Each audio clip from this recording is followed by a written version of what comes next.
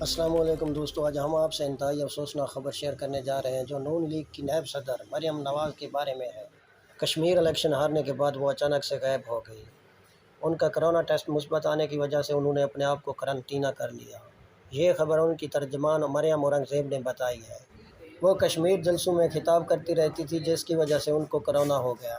شہباز شریف اور مریم اورنگزیب اور ان کے تمام کارکنوں نے ان کی جلد صحتیابی کی دعا کی ہے تاکہ اس موذی مرض سے ان کو چھٹکارا مل سکے اور وہ پھر اپنی پارٹی کا حصہ بن سکیں۔ ہاں تو دوستو، اگر آپ نے ہمارے چینل کو ابھی تک سبسکرائب نہیں کیا تو جلدی سے سبسکرائب کر دیں اور ساتھ میں دیے گئے بیل آئیکن کے بٹن کو دبا دیں تاکہ ہماری ہر نئی آنے والی ویڈیو آپ تک بآسانی پہنچ سکے۔